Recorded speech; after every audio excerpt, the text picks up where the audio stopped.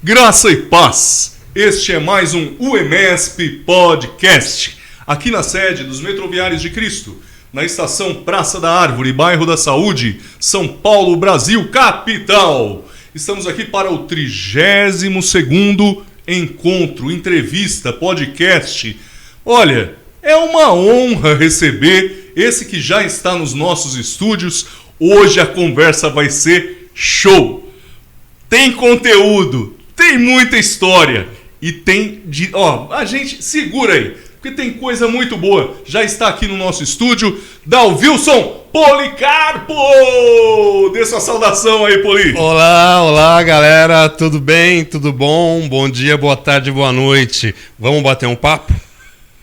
Show!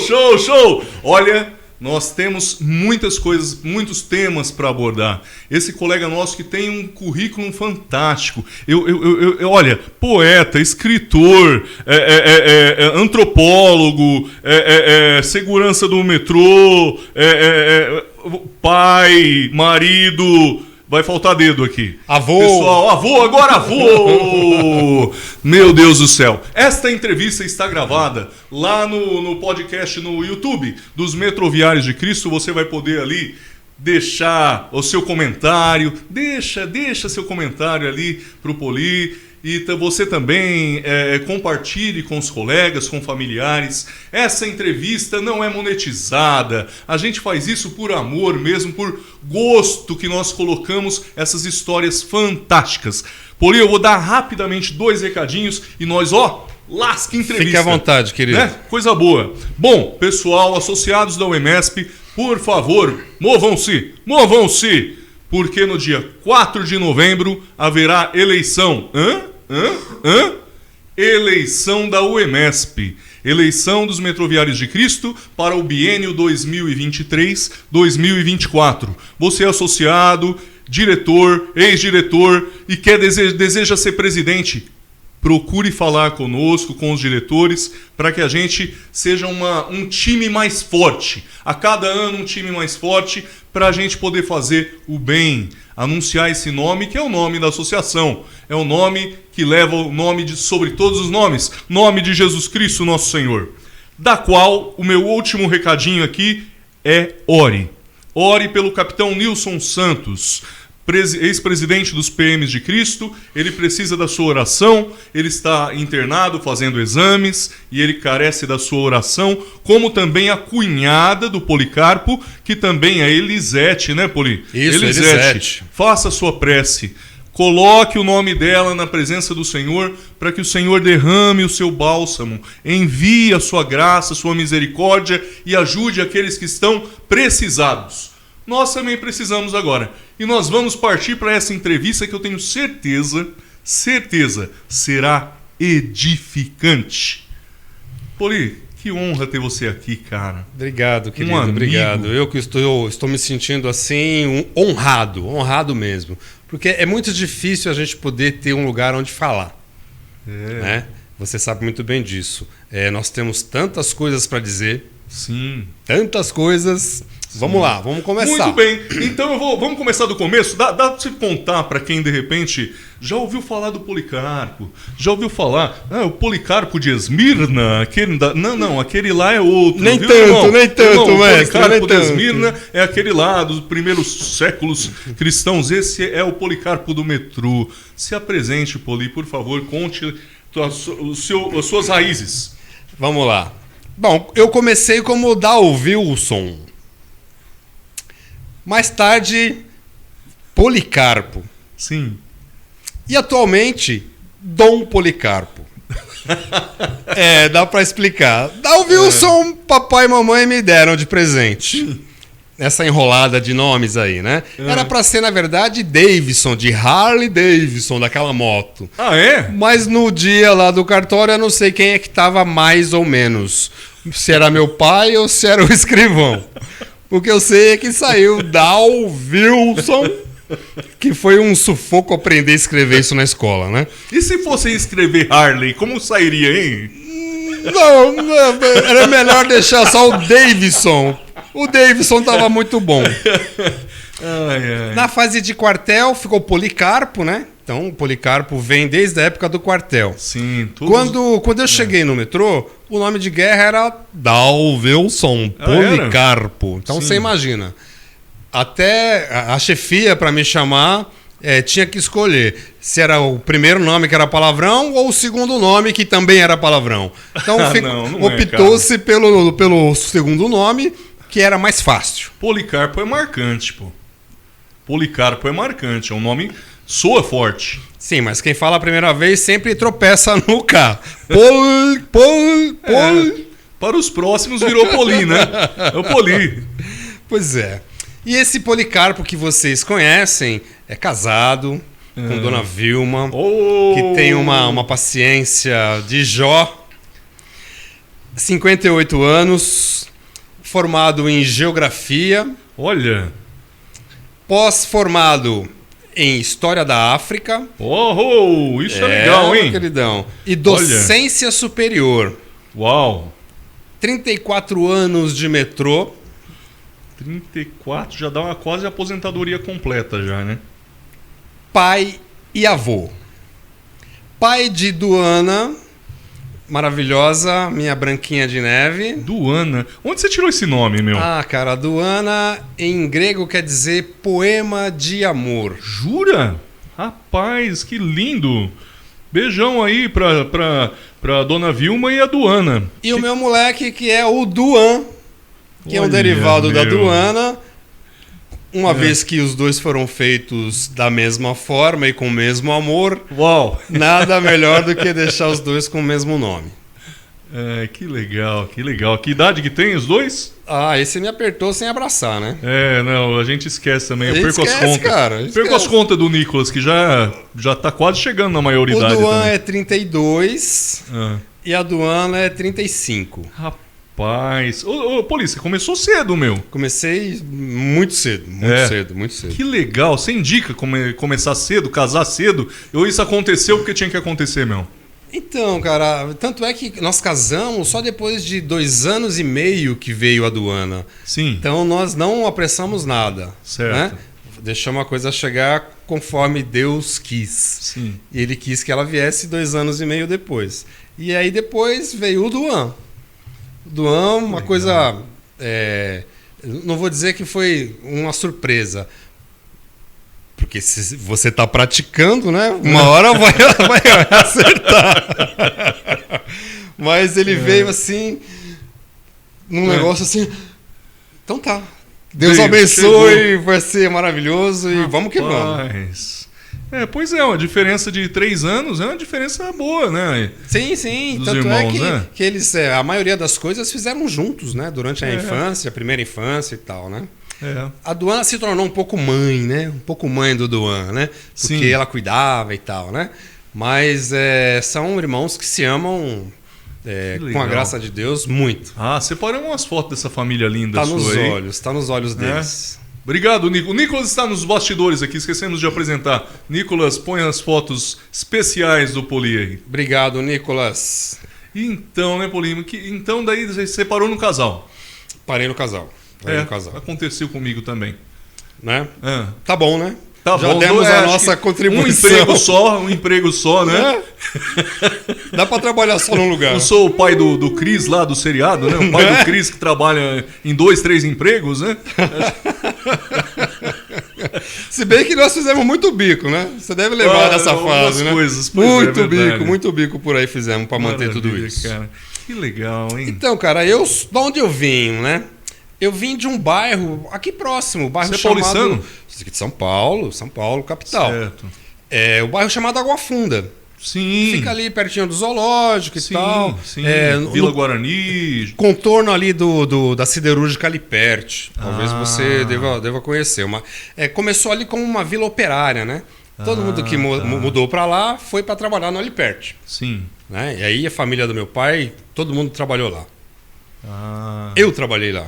Pra quem não conhece, é ali, o comecinho da rodovia dos imigrantes ali, né? Na Miguel Stéfano, na verdade. Do lado de lá, isso. Já perto do zoológico, então. Aí passa o Parque do Estado, né? O Jardim Botânico. E depois vem o zoológico. Ali foi sua infância. Ali foi minha infância. Que legal, Maravilhosa, cara. maravilhosa. Entre indas e vindas, naquela avenida, indo pro Jardim Botânico. Sim. E depois fui trabalhar como guarda-mirim. Olha, existe isso Guarda-mirim ainda? Santo Afonso. Não existe mais. Será que não? Não existe mais. Tanto é que o nosso grande Seu Miguel, né? A gente chamava de Seu Miguel, já foi estar com o pai lá em cima tá. para descansar. Mas foi um grande anjo que a Água Funda teve. Que legal. Porque a maioria da molecada que passou por lá deu certo na vida. A maioria. Por ter começado como Sim, guarda-mirim. eu agradeço. Você fez datilografia lá também? Datilografia. Olha só aí, ó. Olha Teatro. só. Toquei na fanfarra. Que legal. Sua vida artística já começou lá. O capítulo da vida artística do Policarpo é uma coisa à parte. Mas começou lá, então. Começou lá no teatro e na fanfarra. Que legal, meu cara. Pois é, Água Funda, né? Água Funda dos meus sonhos. Que legal, que E legal. pesadelos também, né? Vamos falar a verdade, né? Pois é. O bairro era muito gostoso, muito pitoresco, mas tinha problemas como todos os bairros, né? Ah, sim. Como todos os bairros. Aham. Que legal, Paulinho. Nossa, olha, é uma infância... É gostoso contar algo da nossa infância. Sim. Né? Solto na rua mesmo, pra brincar? Solto na rua, com o dedão... uma semana era um dedão, outra semana era o outro, que tava sem a cabeça, Ali né? tinha muito campinho ali na Nossa, Vila Guarani. um Ainda monte, tem. um O monte. Nicolas jogou lá perto, lá. Jogou mas já em escolinha, né? No Garotos? Uma escolinha. Não, o Garotos é ali próximo ali, né? Sim. O Garotos, um abraço ao seu Elias, diretor do Garotos.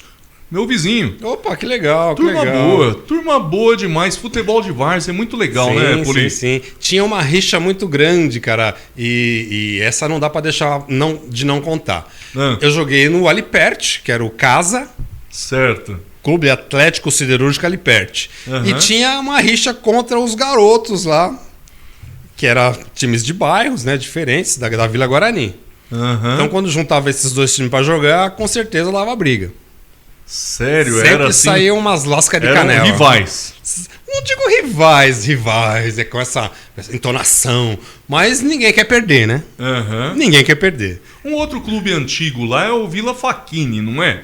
É dessa época também ou não? Sim, Clube da Vila Facchini. Meu, ainda existe, o Nicolas jogou no Vila Facchini. Tem os clubes que ainda estão lá, Garotos, Vila Facchini. Sim, o futebol de várzea é muito divertido. Ah, é maravilhoso. E hoje eu descobri que você é palmeirense. Com certeza. Olha aí, Nicolas. Só vem corintiano e palmeirense aqui, Nicolas. Mas eu tenho que contar uma história pra vocês. Fala aí. E essa história, foi doída pro meu pai. Eu era corintiano. Em 74, quando o Rivelino fez uma... Eu achei que ele fez uma grande palhaçada numa final de campeonato, e eu fiquei revoltado, cara. Tinha 10 anos, mas já era um moleque muito bravo. Eu falei, eu não vou mais ser corintiano. O Rivelino... E xinguei o Rivelino de tudo quanto é nome, né? Eu falei, agora eu vou ser... Aí eu olhei assim, eu vou ser palmeirense. Meu pai falou, não, palmeirense não, cara. Eu falei, não, eu vou ser palmeirense. E virei palmeirense. De paixão. Sou palmeirense apaixonado. Que legal, Poli. Ô, Poli, e a sua vida no esporte, ela não passa só pelo futebol, né? Não. Tem muitas coisas que eu fiz, né? Joguei vôlei. Que nem... Eu costumo dizer, debaixo dessa capa de gordura existe um ex-atleta. Vai lá, conte a sua história de ex-atleta aí. Eu vi você lá com um saco de pancada lá, umas luvas de boxe lá, é Então, isso? mas esse saco de pancada, cara, na verdade, é do meu filho. Ele que treinava isso. E eu só fiz uma pose lá e tal, pra dizer que eu tô aí, ó. Pá.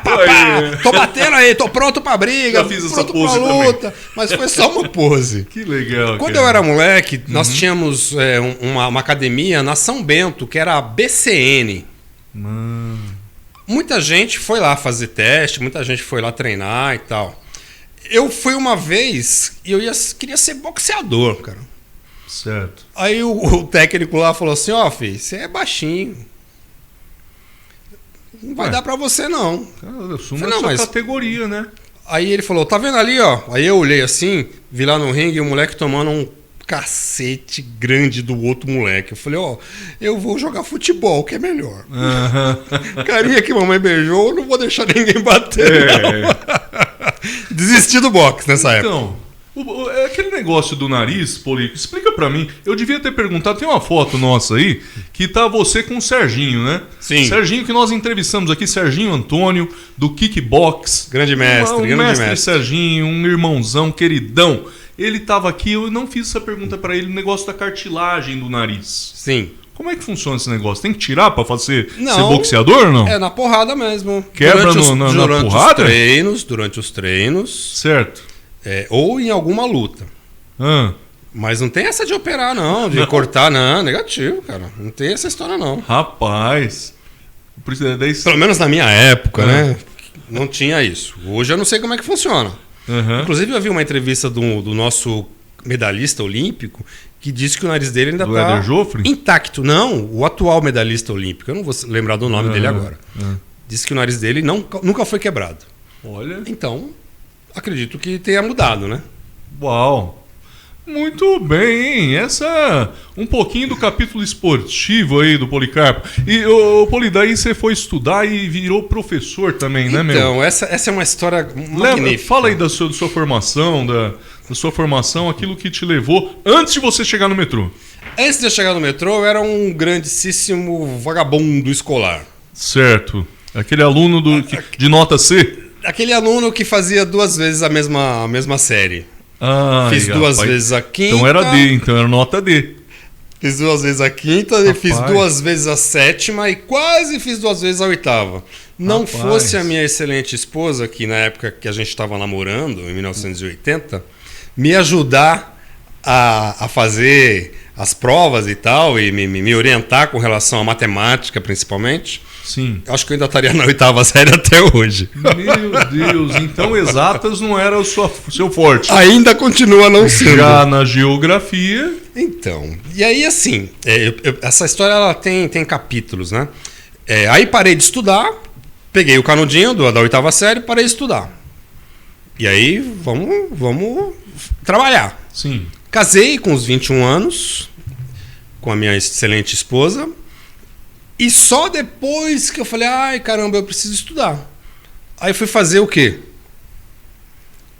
Supletivo, querido. Supletivo. Fui fazer eliminação de matérias. Já trabalhando no metrô, fui fazer eliminação de matérias. Porque a gente vislumbrava um pouco coisas melhores, né? Vamos tentar melhorar um pouco a vida? Vou fazer eliminação de matérias. E aí terminei, peguei o canudinho de 2º grau, falei, tá ótimo. Ó, metrô, canudinho de 2º grau. Sim, era o que eu precisava na época, né? Com quantos anos você entregou esse canudinho lá na excelentíssima companhia do Metropolitano de São Paulo? 30. Com 30. Rapaz. Pois é, querido. Peraí, você tá dormindo no formal, né? Não, peraí, Poli, você falou que tá com 58. 58. 58, rapaz. Olha aí, meu amigo. DNA, querido. É verdade, tem que falar. Esses caras falaram, só a gente que tá envelhecendo antes da hora, viu? DNA. Poli, conta aí. Aí, cara, é o seguinte. Vamos lá, já estamos com o canudinho de 2º grau na mão e vamos continuar trabalhando e tal. Sim. Já estamos garantidos, né? Na verdade, houve um percalço, né, nesse caminho, né? Eu fui demitido em 2007. Sim. E retornei logo em seguida, graças ao meu bom Deus. E aí eu entendi que eu tinha que estudar. E aí eu corri para a escola, fui para o Senac. Como já tinha o 2º grau, fui para o Senac e fiz o curso de técnico de meio ambiente. Certo. Peguei gosto. E logo na sequência, um pouquinho depois, fui fazer faculdade de geografia. Tem ligação, né? E com 50 anos eu terminei o curso de geografia. Olha que show, cara. Com 51 anos eu fui fazer pós-graduação, História da África. Certo. Essa parte da geografia, você estudou e foi dar aula, né? Porque Então, tem uma cara, turminha que fez até festinha pra você lá. Pois é, rapaz. Gostavam tanto do professor que fizeram uma festa de aniversário pra ele. Nessa festa aí, estávamos no final do curso, né? Final já. Sim, foi na minha festa de 50 anos, né? Professor, arredonda a nota aí, professor. Era aquela festa do arredonda a nota ou não? Não, engraçado, cara. Quem é mais velho na faculdade, geralmente se sai melhor. Sim. Então eu não precisava de nota, eu tinha todas as notas prontas, né? Eu saí, como diriam, se estivesse no quartel, eu saí com louvor, né? Olha que legal. Saí primeira classe, vamos dizer assim. Muito bom. E tanto é que eu fiz o concurso para professor nessa época, no final do curso, e passei. Uhum. Passei no concurso para professor, tinha 22 mil pessoas inscritas, eu passei em 94. Uau! Uau! Muito bom. Paulinho, as pessoas não são boas em tudo, né, cara? Isso que, ó, só nesse pequeno histórico que você deu, aqui eu patinei pra caramba. E ali, ó, eu fui um dos cabeças. Deslanchei. Entendeu? Deslanchei. Muito bom isso daí, cara. E assim, cara, a experiência que nós temos, né, com o nosso trabalho, com a vivência que nós temos lá um com o outro, nos dá uma expertise. Sim. E essa expertise a gente acaba utilizando, por exemplo, na faculdade. Eu utilizei toda a minha expertise de metroviário dentro da sala de aula, que é observação, sim, falar na hora certa, se posicionar no momento correto, se comunicar bem com as falar pessoas direitinho, público, falar né? em público, né? Falar direitinho, né? E participar de seminários, e enfim, essas coisas todas que a gente aprende trabalhando, só trabalhando. É verdade. É uma faculdade, nós temos uma faculdade prática lá na companhia do metrô, porque sim. A antropologia pura, né? A eloquência é uma das nossas armas, você sabe disso. É verdade. E você, Poli, antropólogo, você falou, essa parte é muito legal, né? Antropólogo na área de história da África. Pois é, rapaz. Na verdade, quando eu fui fazer esse curso, eu queria me conhecer enquanto um afrodescendente, né? Sim. Então eu queria saber o que estava acontecendo atual, mas com foco no passado. Porque se você é um passado recente. Se você não souber o seu olhar, passado, né? Você não consegue ir para o futuro, né? Temos que aprender com o passado, é verdade. E aí, cara, eu tenho que contar essa história, porque nessa minha formação, para variar, arrumei confusão. Foi? Estava fazendo numa escola que é católica. Certo. E a hora que pediram o trabalho final do curso, eu comecei por Gênesis. Onde Canaã foi escravizado. E aí disseram, não. Ele foi escravizado pelo pai, que o obrigou a servir aos irmãos. Você pode me corrigir, por favor, se eu estiver errado. A palavra escravidão desta parte da Bíblia, ela não é explícita. Ela diz que você vai ter que servir os seus irmãos. Servir. Sem cã e Jafé. Pois é. Eu me apeguei a isso para arrumar essa confusão lá na faculdade. E daí você foi discutir isso com os padres lá? Eu fui discutir isso com o professor que não deixou. Simplesmente falou, se você fizer assim, você não vai passar de ano. O seu trabalho não vai ser aceito. E aí eu tive que remodelar o meu trabalho, né? E como, para mim, pouca confusão... Esquece o Gênesis, vamos para o Êxodo. Para mim, pouca confusão é besteira. Eu foquei num livro que a Unesco lançou de pesquisa, chamado História da África. Certo. Onde, aí vem a segunda briga, onde nenhum dos pesquisadores intelectuais africanos admitem a escravidão do negro pelo negro. Ah, tem isso lá? Sim, tinha nos primórdios. Uhum. O que nada mais é do que as guerras por território. Sim. Então eu ganhei a guerra de você, por exemplo, eu pego a tua esposa, teus filhos e corto sua cabeça. Jogo fora tudo que você acreditava, a sua crença, tudo que você acreditava eu jogo fora e escravizo o teu povo. Mas essa palavra, escravizar o teu povo, é que eles não aceitam. Porque era um outro modelo de eles falam uma palavra lá... Subjugavam. De subjugar. Tanto é que o meu trabalho chama-se repete. Subjugar. Endógena. Colocar subjugação jugo, né? Endógena que aconteceu na África. Rapaz. E deu um calor, né? Deu um calor também. E continua dando. Eu recentemente eu publiquei esse trabalho dentro de um dos meus livros, que é o livro que chama-se Dois Reis. Sim. Porque já que ninguém quer publicar, eu publico. A bancada não aceitou. Então, pô, rapaz, é complicado, né? Vou falar pra você, viu? É uma conversa que... Passar por uma bancada só por quem já passou sabe como é difícil e... É uma discussão de 3 dias, cara. Meu Deus do céu. Porque você não pode fazer nada muito criativo que vai ser criticado demais e complicado, A né? superficialidade é o que volga. Então, Poli, poxa, por que tem que fazer um trabalho superficial só para ser aceito e passar? Eu acho que tem que ter cabeças pensantes, tem que se embasar, logicamente. Nós temos que provocar as discussões, o Zagato. Você tem que provocar. Sim. Porque se você tem uma dúvida, você tem que perguntar para quem sabe. Exato. E se Olha, nesse campo que você disse do hebraico, nossa, quantas discussões dessa questão do Gênesis. O Gênesis é um livro muito discutido. O hebraísmo é muito discutido, né? Então eu fico imaginando você ainda contando a história da África, meu caro.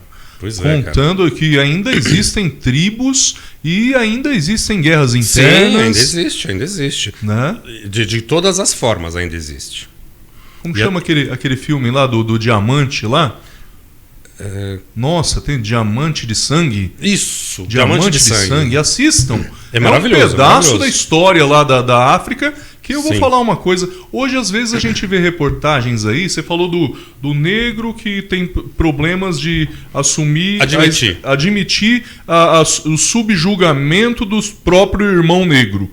E também tem hoje o oposto, né? Que hoje você vê em guetos de brancos. Viu essa reportagem? Não. Guetos de brancos, eles também sendo subjugados também, uma forma de tentativa de inversão daquilo que foi. Mas que coisa, quem apanha depois quer bater? Pois é, rapaz. Nós já passamos dessa fase, né, enquanto seres humanos, de subjugar o outro. Fala pra nós, eu ouvi um antropólogo que estudou um pouco da história da África, há de se ouvir. Poli, por favor, continue. Então, subjugar sempre vai alguém se sobrepor a alguém. E esse modelo já está ultrapassado. Já foi testado esse modelo, né? Subjugar. Vejamos a guerra que está acontecendo hoje. Uma questão de subjugação. E aí, o que nós tiramos de lição dessas histórias todas que a humanidade vem passando? A primeira coisa é que, enquanto você quiser ser mais ou a mais do que o teu irmão, provavelmente vai aparecer alguém para querer te subjugar também. Então, aquela história do sempre tem alguém mais alto do que o seu irmão grandão, entendeu? Sempre tem alguém mais alto. A gente, quando era moleque, falava, vou chamar meu irmão grandão. Você vai ver, você é maior que eu, mas você não conhece meu irmão, é isso? Exatamente isso. Sempre vai ter um irmão grandão. Se não tiver irmão grandão, vai ter aqueles 4 primos Manja aqueles 4 primos, o Valentão? Se junta, os pequenos se juntam. Exatamente. Olha só. Sempre vai ter. Isso é histórico. É cíclico e histórico. Sempre vai ter alguém acima de alguém.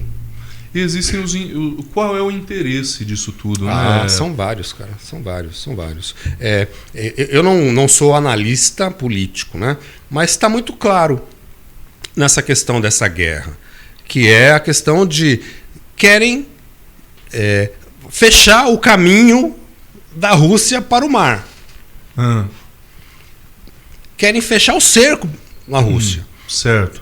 E dizer que está certo ou que está errado, perder vidas nunca está certo, né? Nunca vai ser certo. Mas guerra todo mundo perde. Dá para você olhar a geopolítica, pega um mapinha e olha assim, vê de cima do mapa o que está acontecendo com a Rússia. Ao redor, sendo cercado de alguma forma. Quem é que se sentiria bem assim? Ninguém. E a reação foi... É que assim, né? Toda reação é reação de força, né? Pois é. E aí a gente acaba caindo, vou repetir, né? Caindo no mesmo ciclo. A gente teve Primeira Guerra, Segunda Guerra, e será que a gente vai ter uma Terceira Guerra? Por conta desta coisa, desta pinimba, vamos colocar assim, dessa pinimba do Ocidente com a Rússia? É uma pergunta que nós temos que responder. Mesmo porque isso está influenciando negativamente a vida do mundo inteiro, cara. Está. A geopolítica mundial... Eu acompanho os capítulos da guerra lá diariamente. É um negócio maluco. Hoje há um êxodo da população russa, né? Por conta de uma convocação para serem soldados. E muitos estão fugindo para a Geórgia. As estradas estão entupidas enquanto de a Geórgia homens fugindo para não. Né? Se eles se negam a se alistar, vão presos. Acho que 10 anos presos. Sim. Né? Tem um nome isso, né? Então, eles estão desertando, estão fugindo, né? E se são pegos, eles são presos. Pois é. Então, percebe que a coisa... E aí junta esse êxodo com os outros êxodos que até pouco tempo eram só africanos, né? Então... Mas tem um monte de gente fugindo, por exemplo, onde é que está tendo outra guerra? Pouca gente foge pro Brasil, né? O Brasil é casa de todo mundo, Se essa turma brigar no mundo inteiro, vão fugir tudo para cá. Pois é. E o que eu acho assim de melhor do nosso país, eles estão brigando lá, mas aqui eles vão se dar muito bem. Eles vão ser vizinhos. Vão ser vizinhos a 25 de março. Eles vão ser vizinhos no Brás. E vão se dar bem, vão ser irmãos. Sim. Mas lá, nos países deles, eles são um contra o outro. Meu Deus do céu. Não é verdade isso? Claro, não. Aqui judeus e árabes são amigos. Aqui chinês e japonês é amigo. Amigão. E coreano também tá junto. Amigão. E, né? Italiano e os outros também. Meu amigo, todo Brasil, mundo vai tomar caipirinha junto. O Brasil não é lugar de intolerância. Pois é, cara. E aí, como é que eu explico o Brasil não ser um lugar de intolerância e haver tanta intolerância no Brasil? Então, cara... Como eu explico? Eu tolero virem gente do mundo inteiro aqui e eu não consigo tolerar um nortista, eu não consigo tolerar um negro, eu não consigo tolerar um homossexual. Como eu não tolero isso? Eu não consigo tolerar time adversário do meu... Como é que você explica isso, cara? A tolerância é o convívio saudável. É um convívio de respeito. Pessoal, aqui a associação é cristã, mas a gente já convidou político, esportista, cristão, não cristão. E aí a gente se soma no sentido de um convívio respeitoso, saudável. Eu não preciso ficar falando que eu respeito o Policarpo. Todo dia a gente convive. Sim, a convivência é maravilhosa. Você aceitar o outro como a si mesmo, você tem que olhar no espelho e dizer assim, cara, que é que eu vou discriminar? Por que é que eu vou não aceitar o modo de vida daquela pessoa? Se poderia ser eu aquela pessoa. O Poli, eu podia ser o cara que jogava no outro time lá da Água Funda. Sim. Que os caras eram rival e tudo mais e tal, mas depois ficava junto também. Depois no baile à noite, quando nós íamos pro Maringá Danças, por exemplo, que todo mundo ia, curtir o som black, saía do jogo, ia pra casa, black, tomava banho, arrumava o cabelo e ia pro Maringá dançar, todo mundo junto. Ia pro churrasco, todo mundo junto. Eu nunca fui muito de dançar, mas meus amigos, era Zimbábue, Chique Show, só os passinhos. Aquilo era cultura, né? Curti tudo isso. Aquilo é muito legal, cara. Isso faz parte da nossa memória afetiva. Muito, cara. muito. E isso, podem até dizer que eu estou exagerando, mas edificou muita gente. Edificou. Porque você via dançarinos, grupos e resgatava talvez de uma droga, de uma bebida. Muito. Meu amigo, terminava o jogo de futebol, o pessoal ia ensaiar os passinhos. Entendeu? Exatamente. Tinha aqueles que davam perdido para usar a coisa errada e tinha aqueles que iam se preparar para fazer o passinho, para depois tirar as meninas para fazer samba rock. Quem sabe, quem não sabe segura o copo. Eu segurava o copo, que no samba rock até hoje eu não sei dançar. Não era dançarino também? Rapaz, olha, juventude... E olha, é tanta coisa boa, né? Não é, cara, não é. E assim a gente tem que trazer para nossa vida ao longo da nossa vida, né? Uau! Quando a gente tem uma base, e eu digo isso de coração. Sim. A base que, por exemplo, do que a gente estava falando, que a dança me deu. Certo. A base que aquela música que tocava, que todo mundo chamava de música black, não é música black, cara, é música universal. Porque dançava preto, branco, amarelo e vermelho. Sim. Então não vem com esse papo de que é a música black. Música black é um título. Elvis Presley aprendeu lá no meio e tudo mais, mas ele já tinha uma... E aí, sem querer entrar em seara de cor, né? Que isso é outra seara que a gente deve evitar a discussão. Obrigado.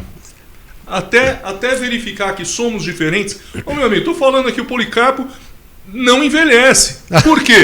Por causa da sua afrodescendência, o negrão não envelhece. Sim, entendeu? Concordo. Judiadinho. Então isso é normal, cara. São belezas das diferenças. Eu tenho um poema que virou música que eu falo exatamente disso. Sim. Quando da Pangeia, que separou o mundo em pedaços, houve-se uma separação de continentes. Quem saiu do continente africano saiu escuro.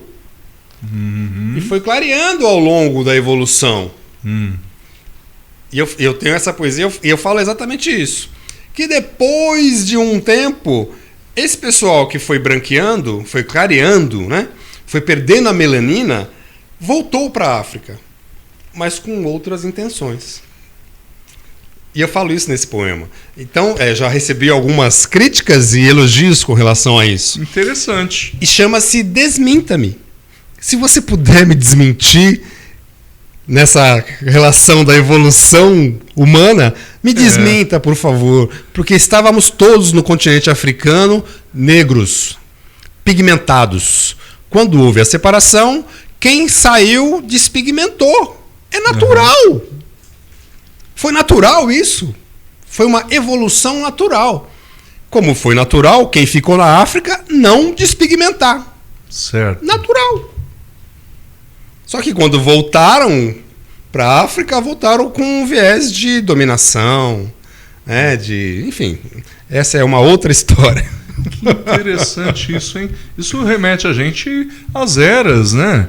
Remete a gente a observar a cronologia disso tudo. Sim, muito bom. Nós temos que observar tudo isso antes de formar, inclusive, o senso comum. Temos que estudar. Peraí, vamos discutir o que hoje? Futebol? O Palmeiras não tem mundial. Mas você foi estudar, você foi ver que naquela Foi época... ele que disse, viu, Naquela época de 51, aquele era o campeonato mundial. Em 51, aquilo era ser campeão mundial. Ah, eu não vou admitir nunca. Tudo bem, é um problema seu. Mas a história está posta. Deixei a gravação aqui, tá? O Nicolas entrou na discussão. O Nico, se deixar, ele fala de futebol com você, hein? Mas que coisa interessante. Não é, cara? Eu acho que cara. você tem que estudar. Tudo na vida você tem que ter um estudo. Eu levo isso, inclusive, quando eu fiz o meu primeiro livro. Certo. Quantos livros você já escreveu, Paulinho? 12 Você publicados. trouxe um livro aí, eu tava de olho nele. Ah, Por que cara. ele veio embrulhado, hein? Não sem interesse algum. Sabe? Sem interesse algum, assim.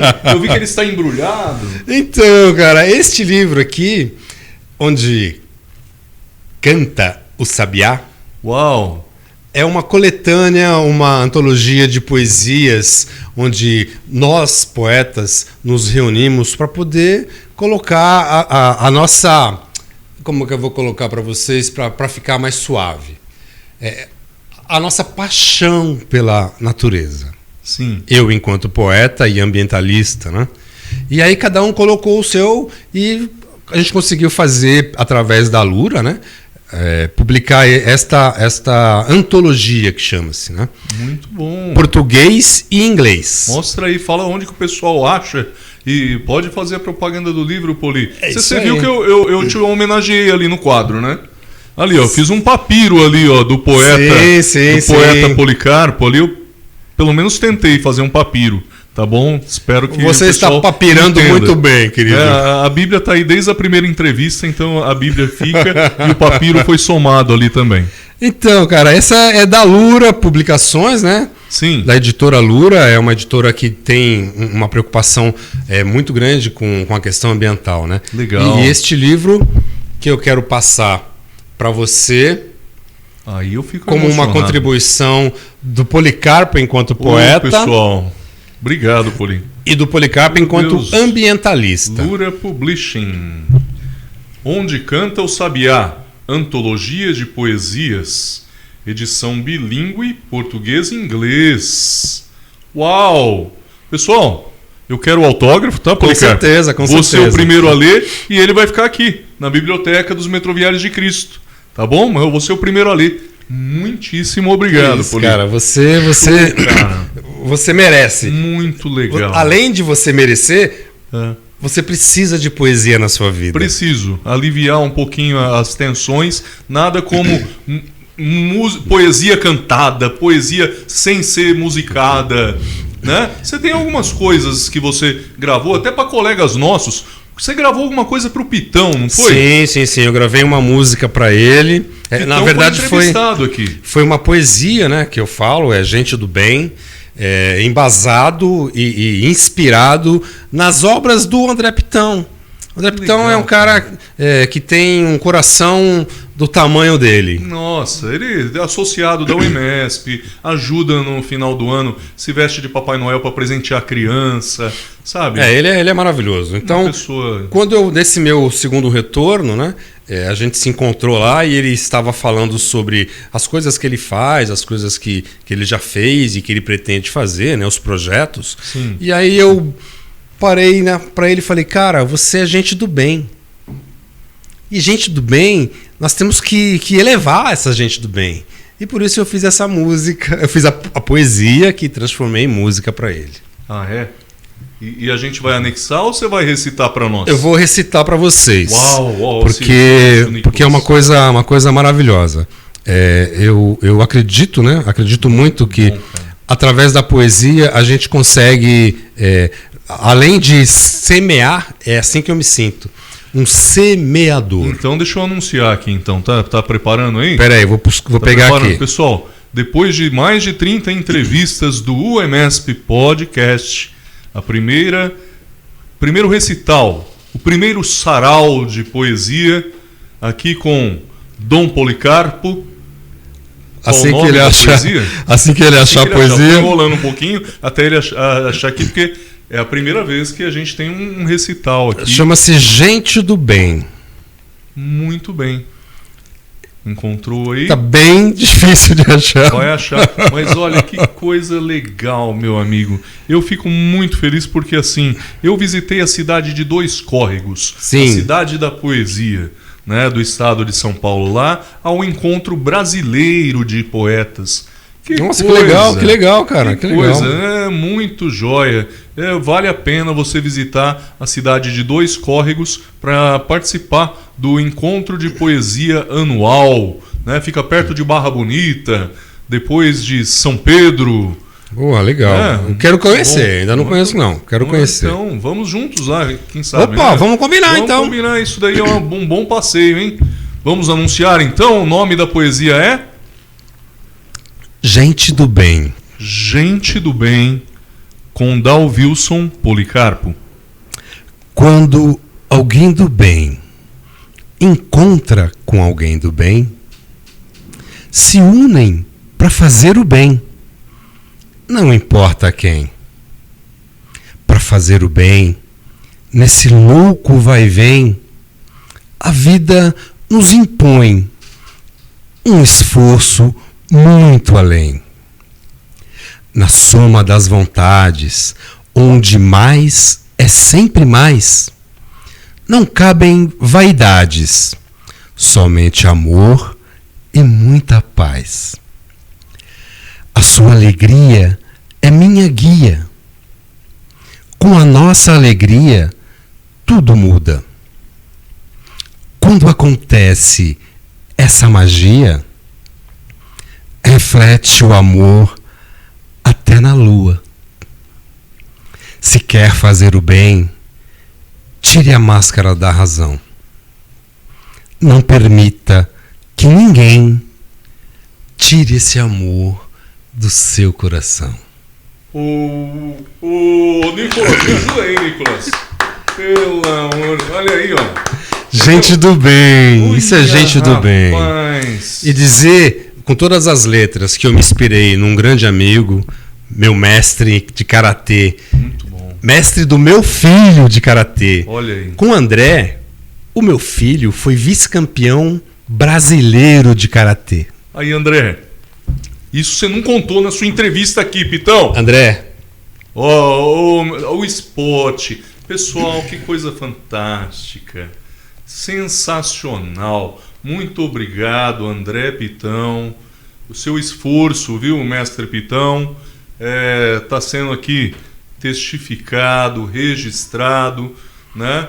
E com certeza o Duan é um cara diferente por causa de referências como o André Pitão. sim, o esporte é tudo, cara. O esporte é Nossa. tudo. O esporte é maravilhoso. Assista lá a entrevista com o André Pitão, você vai gostar.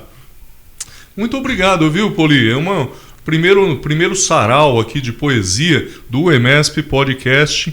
Muito, muito show. Curti demais, rapaz. Legal, cara. Sabe que a vida devia ser mais leve, como música, Sim, poesia sim, e tudo sim, mais, sim. né, Poli? E assim, a gente nem começou a falar de metrô, né? Já deu 1 hora aí já, Nicolas? Não, né? Não, vamos falar de metrô? Vamos falar um pouquinho de metrô. Vamos falar um pouquinho de metrô. Chegou lá na nossa querida e amada companhia, né? Para nós, uma empresa que é importante. Fala para nós, Poli, fala para nós o que o metrô representou na sua história, a sua passagem por lá, os amigos que o Nicolas, eu não separei só 1 ou 2 fotos do metrô, não, separei mais fotos e tinha muita gente que eu queria colocar ali, porque você fez muitos amigos, da qual eu me incluo, né? Opa, obrigado. Por favor, querido, cara. Obrigado. Então, cara, eu cheguei no metrô em 1988. Um ano difícil para o metroviário, quando nós perdemos lá 350 amigos, Teve companheiros de reestruturação, trabalho. né? Não, foi greve. Foi numa... A greve de 88 foi uma greve braba. Uma greve onde, repito, 350 ou mais foram demitidos. E muitos ainda não voltaram. Não voltaram. Tiveram que reformular a vida deles, né? E aí, 88 para cá, a gente vem caminhando. fazendo amizades, trabalhando muito, levando paulada, implantação de equipamentos, tonfa, colete à prova de bala, mas tudo isso com muita luta, né? Com muita briga. E aí eu resolvi, em 99, 2000, ingressar nesta frente, onde fui eleito para CIPA, para sindicato, e aí começou uma batalha que eu diria de Davi contra Golias, né? Que trabalhador sempre é o lado mais frágil dessa história, né? E eu já sabia que a coisa não ia ser fácil. Não ia ser fácil. Em 2007, por conta de tudo isso, houve a minha primeira demissão. Cabe ressaltar, né, que quando você resolve representar um grupo, você fica exposto. Fica em evidência. Fica em evidência. E essa evidência me levou para muitos mundos. E, inclusive, me separou do meu mundo familiar. Para eu ser um representante da categoria metroviária, eu tive que abrir mão da minha família. E abrir mão da família por conta de ideais, às vezes nos deixa cego. Porque você incorpora isso. E por mais que a família diga, pô, pai, você está longe. Ô, meu amigo, ô, meu amor, você está longe. Você não dá ouvidos, porque para você, naquela época, naquele momento, o que importa são os ideais. E o meu ideal, quando eu encampei essa luta, era defender a categoria e principalmente defender os nossos agentes. Então eu fui para Brasília várias vezes para levar as nossas pautas, né, com a ajuda de vocês, metroviários, né, com a ajuda do pessoal da segurança, que passavam lá o rateio e a gente viajava e ia por várias vezes conversar com Paulo Paim, com Zaratini, com Vicentinho. Íamos lá pleitear melhorias para as nossas condições de trabalho. Por um bom tempo, eu estive nessas viagens e fui diretor do sindicato, fui diretor na federação, na FenaMetro, defendendo esses ideais, né? A muito custo. A Federação Nacional de Metro Ferroviário, né? Exatamente, FenaMetro. Não tenho nenhum problema em dizer para vocês o quanto eu tive que lutar dentro dessas instâncias para levantar as questões de segurança. Muito. As lutas foram intensas, as lutas foram cansativas e as lutas foram desleais. Por um bom tempo, fui combatido, né, vamos colocar assim, dentro do sindicato por conta desses meus ideais.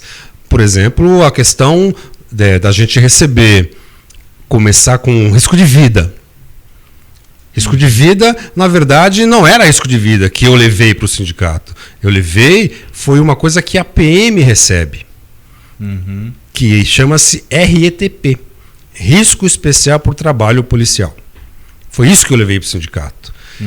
E aí as manobras foram feitas... Para as pessoas entenderem algo, o agente de segurança do metrô é policial dentro do metrô. Sim. As pessoas entenderem que há uma lei que diz que dentro das instalações metroviárias o agente de segurança é policial lá dentro. Então pode-se prosseguir. E foi exatamente com o levantamento dessa documentação que fala sobre essa lei, a 6.149, que eu lancei o meu primeiro livro, que é o Trajetórias e Caminhos da Segurança Metroviária de São Paulo. Inclusive, agradecer, né? Foi lançado em 2018, agradecer muito a categoria, porque os 500 que eu mandei fazer acabaram. Manda fazer mais. Em 15 dias acabaram. Manda fazer mais. Não é fácil fazer livro no Brasil, cara. Eu tive que, além de tudo, ter que pagar para fazer esses livros. Foi difícil, foi difícil. Tive que tirar um pouco lá de casa para poder fazer esses livros, né? Então, por isso que eu não fiz a segunda edição. Eu não fiz porque é muito caro, né? Quem tem, guarde e, se puder, divulgue, porque ele também está em e-book. Dá para baixar em e-book lá pela Amazon, né? Tudo bem. Então, dá para baixar. Mas quem tem o físico, guarde muito bem, porque é a nossa história, cara. É a história que, dentro dessa perspectiva que você falou da legalidade da nossa profissão, tá tudo ali dentro. Tudo. Então, com a reunião dessa documentação toda que eu fiz, quando eu olhei em cima da mesa, já tinha um livro pronto. Alguém, um dia desses aí, falou, para fazer Ctrl+C, Ctrl+V, igual você fez, eu também faria. Tudo bem. Né? Então faça, porque esse primeiro já está feito. Então faça outro, por favor. Né? Me ajuda aí, faz um aí para ajudar. Né? E aí, dentro dessa luta toda, fui para Brasília também para colocar um projeto de lei, onde eu peço lá a mudança da nomenclatura do agente de segurança para agente de policiamento metroviário. Por quê? Para quê? Agente de policiamento metroviário, quando chegar lá no INSS e bater agente de policiamento, fica mais fácil a gente conseguir a aposentadoria especial. Quiçá, talvez, a gente não precise entrar com processo particular, como muita gente fez, inclusive eu. Não. Que coisa. E na nossa história nós tivemos casos fatais, né? Sim, tivemos. Maria Félix e J. Maria. E J. Maria. Você, agente do metrô, agente de segurança do metrô, você precisa saber da história, tá? Sim. Não foi fácil perder esses dois companheiros. Não foi fácil. Fora os quase, né? Os quase também. Nossa, nós oramos muito. O metroviário é impressionante, que a gente lida com o público, a gente ama o trato com o público.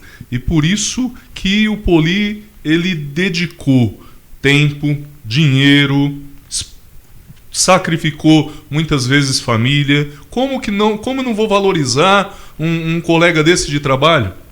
Você, novato de metrô, e você, antigão, você sabe disso. Tô falando com você. Se você ficou aqui até agora, fica mais um pouquinho. Policarpo, pode seguir, por favor. Então, e aí a gente chegou aqui na seguinte conclusão, né? Vamos colocar um outro projeto de lei na Alesp, na Assembleia Legislativa de São Paulo, falando sobre metroviário no estado de São Paulo, porque o que nós temos aqui é o RTTS. Que é um regulamento interno. Que é um regulamento da prefeitura, é um regulamento municipal, da época em que a prefeitura tinha uma porcentagem no metrô. E aí, pesquisando, né, dentro desses meus estudos, eu vi que metroviário não é contemplado em lei nenhuma no estado. Não existe lei estadual que fale de metroviário. Olha. Então eu levei essa proposta para a Lesp através de uma deputada, né? E infelizmente não foi para frente. Tiveram percalços, né? Da mesma forma que lá em Brasília o PL 6369, a bancada da bala sentou em cima e não deixa andar, tá desde 2016 lá. Em Brasília, esse projeto 6369. Esse 644 aqui de São Paulo não vingou, porque a mesma bancada da bala não permitiu que o projeto de lei andasse, porque eles têm em mente que talvez queiramos uma nova polícia. E a bancada da bala é contra qualquer tipo de policiamento, vamos colocar assim, que não o da polícia militar. Vocês estão querendo virar polícia? É isso? E lá em Brasília, um desses vieram me perguntar, vocês estão querendo virar polícia? Eu falei, não, querido, nós não queremos, porque o poder de polícia nós já temos no sistema metroviário. A Lei 6.149 nos dá esse poder de polícia. Mas polícia? Sim, o que é esse poder de polícia? É você poder remover um corpo que foi acidentado numa via, por exemplo. Só pode fazer isso quem está investido do poder de polícia. Quem não é, não pode.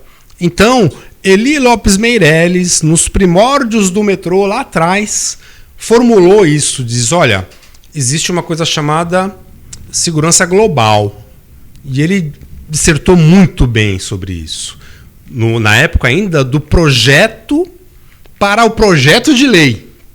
Isso eu retrato muito bem no meu livro. Todas as passagens que aconteceram para poder se autorizar, através da Lei 6.149, a formação da segurança metroviária. E não posso deixar de dizer que a primeira segurança metroviária do Brasil foi a de São Paulo. O Brasil é de São Paulo. Entende? Tudo que veio depois do metrô de São Paulo, os outros metrôs, tiveram que se enquadrar dentro desta perspectiva da Lei 6.149. Com o passar do tempo, as concessões que chegaram deturparam tudo isso e colocaram lá pessoas que não são legais perante a Lei 6.149. Quem faz segurança nos metrôs concedidos hoje é sob a Lei 7102, que diz que qualquer um do povo pode... Esse é um tipo de poder de polícia. É o poder de quem viu um flagrante delito. Sem desmerecimento. Eu gosto de deixar isso muito claro. O cidadão vê um flagrante delito, ele não pode se omitir.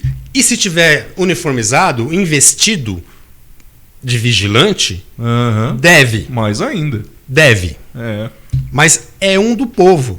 Diferentemente da gente que tem a Lei 6.149, que nos dá o poder de... E é um corpo de segurança instituído, né? Percebe? Então, no meu livro eu retrato isso, né, nesse primeiro livro, e fui questionado aí por algumas empresas, não vou citar nomes, né, mas algumas empresas questionaram o livro, dizendo que eu estava ufanicamente errado. Mas a lei está clara, é só ler. Por isso que eu falo, temos que estudar para poder se apropriar dos assuntos. Ainda não derrubaram a lei. Não está dando ideia para esses caras também. Né? É vigente, vamos colocar assim, é lei vigente. E aí, caminhando um pouco mais, falando ainda de metrô, né? 2019 eu fui demitido novamente, né? E novamente, por força da lei, que eu fui demitido por conta de uma greve, a lei, a justiça verificou que a empresa estava errada ao demitir funcionário por greve, porque greve é um direito constitucional. E estou aí de volta, né? Desde julho, eu e mais uma gama de funcionários aí retornamos ao trabalho. Falando nessa sequência de livros, né? Vamos amenizar isso? Ou você quer falar? Ameniza um pouquinho. Quer falar mais de metrô? Ameniza um pouquinho, porque depois eu pergunto para você de política. Na semana... Política é maravilhoso. Política é maravilhoso. Vou até tirar o óculos. E aí, seguindo um pouco mais adiante, com essa esse meu dom, né? Eu acredito que seja um dom, cara. Porque fui escolhido depois de 50 anos de vida para ser poeta. E aí Deus me deu essa inspiração. Eu tenho até um poema que eu falo sobre isso. Será inspiração divina? Eu acredito. Escrevi um livro de poesias com fotos que eu tirei lá na Estação Brás. Durante o trabalho, né? Durante a Operação Plataforma, eu tirava umas fotos e tal. e mesclei num livro chamado Conexões Além da Faixa Amarela. É um livro de poesias e fotos, onde eu retrato o nosso cotidiano metroviário através dos meus poemas e minhas fotos.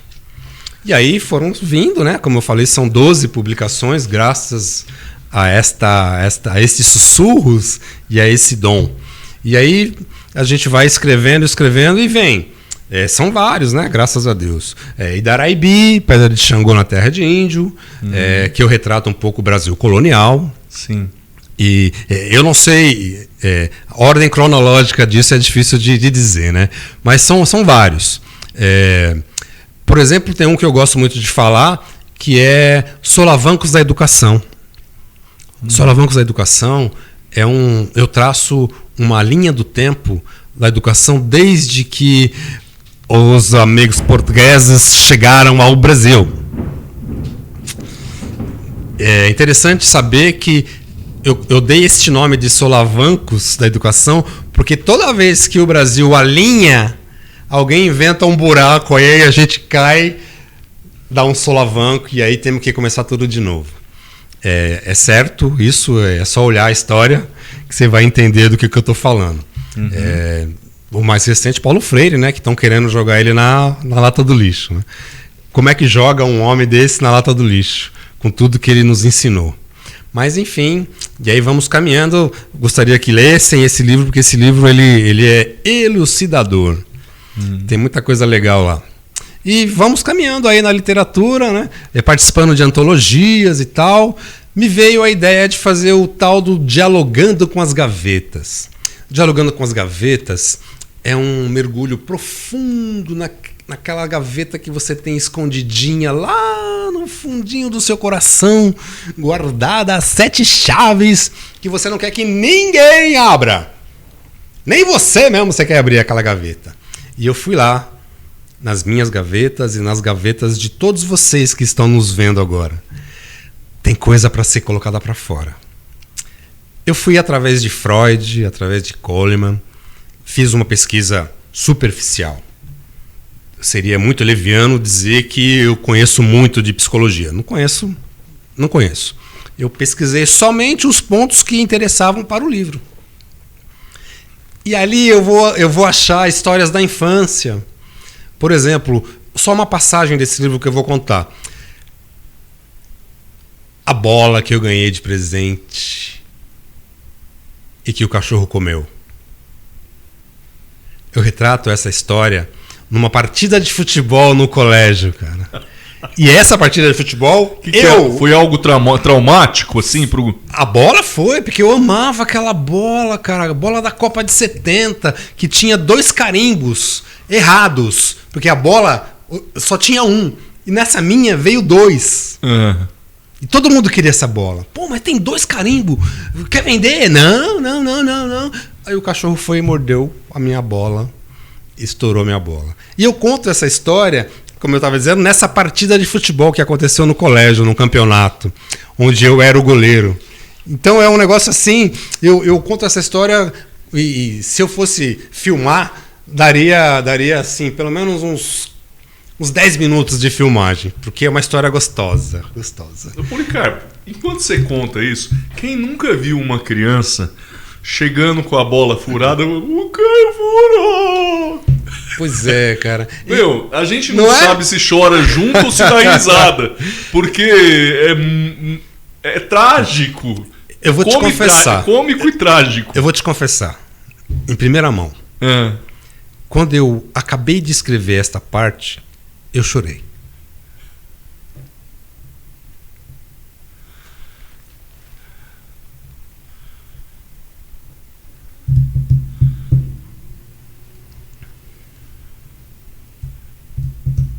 Porque aí você lembra do pai, lembra da mãe, lembra do irmão, lembra de todo mundo que estava em volta. Entendeu? E aí não dá para você não se emocionar. É a sua história. Como eu disse, eu fui nas minhas gavetas. E eu misturo as minhas gavetas com as gavetas de um monte de gente que eu conheço.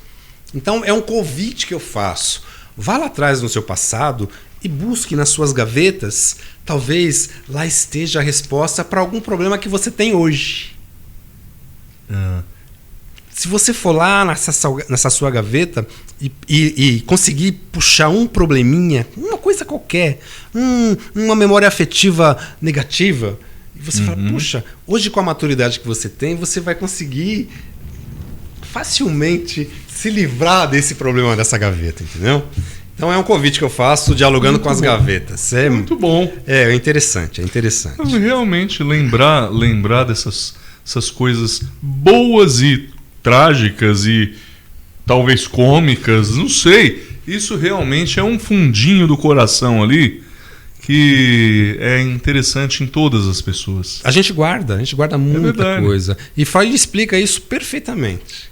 E eu quis pegar essa parte aí do Freud para dizer, caramba, tanto egoísmo, tanto egocentrismo, e não vai te levar a lugar nenhum, só vai te dar problema, entendeu? Pois é, cara. Só vai te dar problema. Narcisismo, pô, eu sou mais bonito. Cara, nossa, eu sou mais novo, Cara, isso vai te levar aonde? Vai te isolar num canto, você vai ficar ali, você é lindo, vai ficar naquele pedestal. Só. Você não vai viver, você não vai jogar bola, você não vai tomar cerveja, você não vai fazer mais nada, você vai ficar no pedestal. Entendeu qual é que é a parada? Disse Salomão, vaidade de vaidade, tudo é vaidade. Não é? E aí a gente vai caminhando e vamos lançando livros. Eu falo, meu amo, meu dono, meu senhor, já foi o meu amor. Eu traço outra linha do tempo de uma menina até a vida adulta. Tudo falando sobre o que as mulheres passam. O machismo enraizado no nosso país é cultural. É cultural. Em qualquer lugar do país, colocar uma criança para sentar no colo. Senta aqui no colo do tio. É cultural isso. E nós temos que combater tudo isso. Isso é só a primeira fase do livro. Sentar no colo do tio. E aí a gente vê que, cara, nós precisamos nos policiar para não ensinar isso para os nossos filhos, para os nossos netos. Então, né? O que é, para muitos de nós, 99% carinho. Senta no colo do tio, senta no colo do vô, vamos brincar de cavalinho. Existe 1% que não é. Não é carinho. E esse 1% tem que ser combatido. Então eu trago neste livro... Concordo plenamente. Esta coisa de que nós temos que nos policiar. A gente tem que ver. E o desfecho desse livro, a nossa grande amiga Miriam Schuss, que hoje está lá em Maceió, que aproveitando a vida, trabalhou muito para isso. Ela, quando viu o final, ela ficou assim. Por quê você deu esse final para o livro? Aí depois de 2 segundos ela... esse é o nosso país.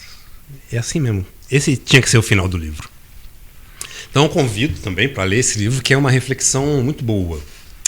Legal. Cara. Caminhando mais para frente, como eu te falei, são vários livros, né? São 12 e eu não sei se a gente tem tempo hábil para falar de tudo. Mas eu gostaria de falar desse em especial porque também tem memória afetiva. Chama-se Ainda Nos Falamos. O Ainda Nos Falamos nos remete exatamente à memória afetiva de tudo que nós temos. Por exemplo, dificilmente você vai tomar um café e não vai lembrar de alguém lá atrás, da sua infância, da sua adolescência. Vai sentir o cheiro de um bolo. Nossa, a minha avó fazia esse bolo. Você está falando com a sua avó. Então, Ainda Nos Falamos, é isso. Que legal. Quando você materializa uma memória afetiva, você materializa a pessoa. Sim. O instrumento. Exato. Ou a televisão, ou uma música, ou um café.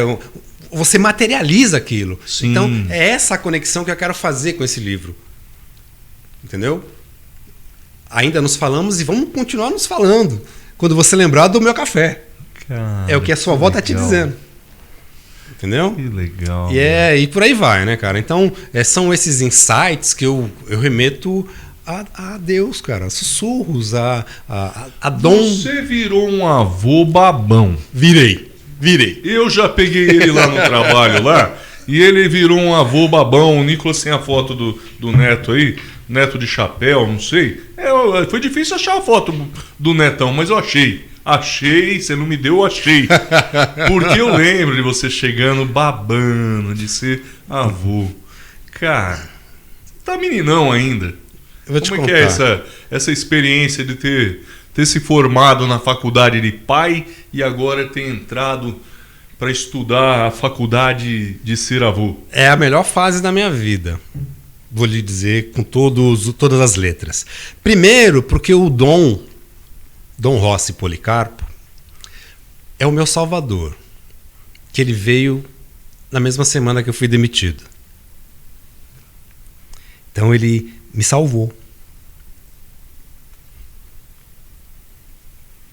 Foi um instrumento para te Ele acalentar naquele momento? Ele fez eu Ó, não tenho caixa de lenço, Não, viu, Policarpo? não tem. Não tem, acabou o porque lenço. é de chorar, Entendeu? Mas eu nem faço meus convidados chorarem. Mas, cara, eu sei. E os colegas de trabalho sabem e se colocam na sua posição. Pois é, o Dom chegou para isso, para me tirar daquele presente. buraco. Eu Então, agradeço a Deus por isso. Eu também. E ele é aquele carinha assim que, conforme ele foi crescendo e foi reconhecendo, e ele é assim com todo mundo, com os outros avós também, né? Com o Luiz, com a esposa do Luiz. Sim. Ele é esse carinha de chegar para você e falar: você é meu amigo? Ele Hoje ele tá é nessa. carinhoso, amável. Você é meu amigo? Sou, Dom.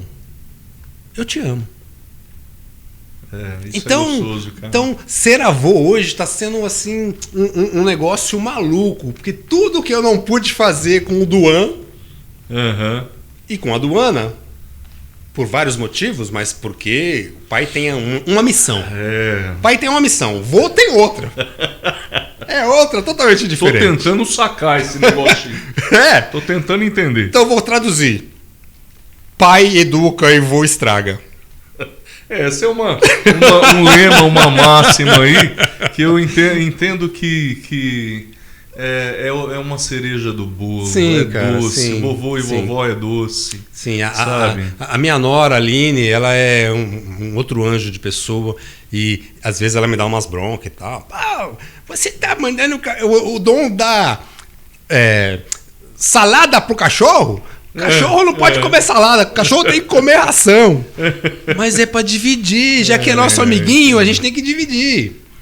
E aí vai, cara. Essa história de avô é muito legal. Eu adoro ser avô. Que legal, meu amigo. Show de bola, hein? Ô, Nicolas, a gente pulou algum tema aí que a gente combinou ou não combinou? Não combinamos nada, né? O roteiro foi rasgado. Ô, você que ficou aqui até agora, isso vai ficar gravado lá no YouTube dos Metroviários de Cristo. Comente, compartilhe, né? Vem aqui contar a sua história. Tem tantos colegas nossos, hein, Policarpo? Tem, cara. Tantos colegas nossos com histórias Muita gente bonitas boa. e tudo mais. De um exemplo de vida, né? A gente vê que Deus ele amou a todos e socorre a todos. Esse socorro que Deus pôs na sua vida, eu tenho certeza, meu Jesus. Não O é? neto veio, é um socorro presente. Veio no momento É um exato. instrumento que Deus pôs. Então eu fico muito feliz. Muitíssimo, muitíssimo. Ô, Poli, Diga você lá. sabe que na nossa entrevista aqui, a gente tem 2 quadros aí que a gente brinca um pouquinho brinca um pouquinho aqui brincadeiras radiofônicas. Bora lá. Bora lá. O primeiro quadro, se você viu alguma das entrevistas lá, é um quadro assim que você pode chorar se quiser. Só não tem lenço. Mas você que já viu lá o quadro se chama Só Love, com Dalvilson Policarpo. Ah, cara, o meu Solove. Meu Solove é pra minha esposa, cara. Minha esposa maravilhosa. A gente, nesses 42 anos aí de vida juntos, a gente passou por muita coisa.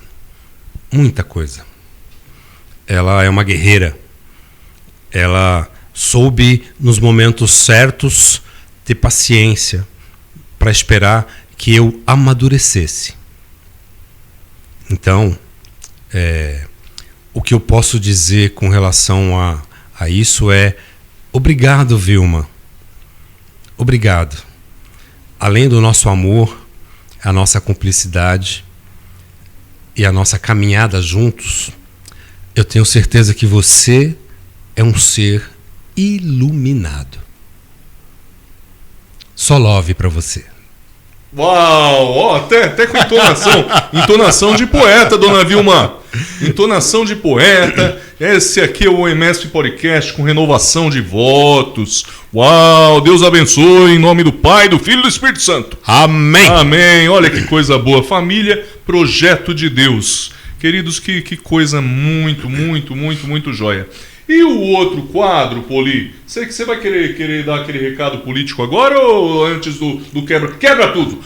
Policarpo! Abrimos o quadro agora! Quebra tudo com Policarpo!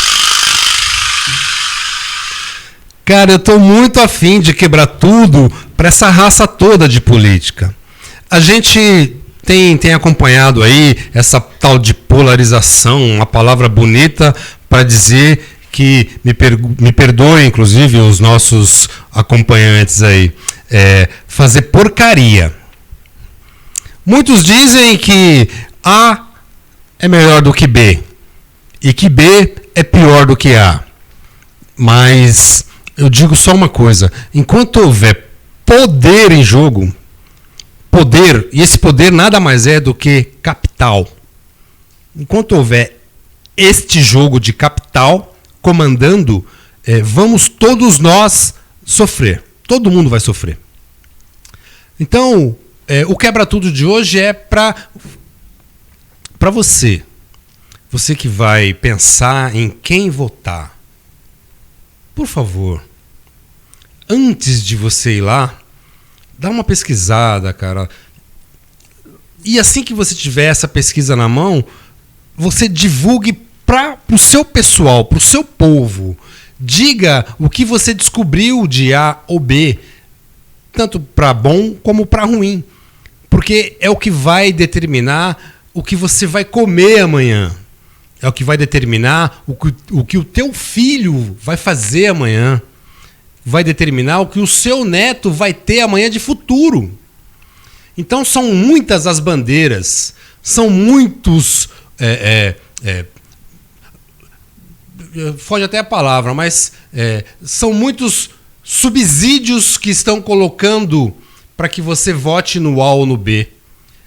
Mas o subsídio maior que você tem que ter, na minha concepção, é dizer para você mesmo o que eu quero para mim no futuro. O que eu quero para meu filho e para meu neto no futuro. Se o A ou B acenarem com alguma solução para a crise atual, onde vai colocar em voga exatamente esse futuro, é aí que está o seu voto. É aí que você tem que ir. Então, o meu quebra tudo é para você pensar. Quebre tudo, desconstrua tudo e construa uma nova consciência política neste exato momento. Quebra tudo. Obrigado, Policarpo. Obrigado, hein? Numa semana de pleito eleitoral, você cumpra o seu dever cidadão.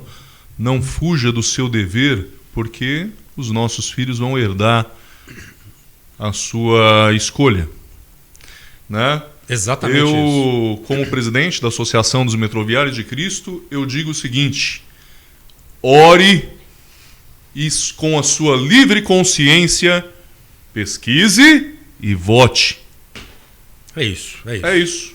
Esse é o resumo do quebra tudo que o Policarpo já fez aqui. Obrigado, Poli. Nossa, que coisa legal. Passo então para o Poli fazer as suas considerações finais, onde nós já estamos satisfeitos com esse conteúdo maravilhoso que você metroviário, você não metroviário, você amigo da família do Poli, meus amigos também, eu passo para tudo quanto é rede social. Eu passo para todo mundo, né, Nicolas? Quantas vezes que eu envio para você? Umas 4?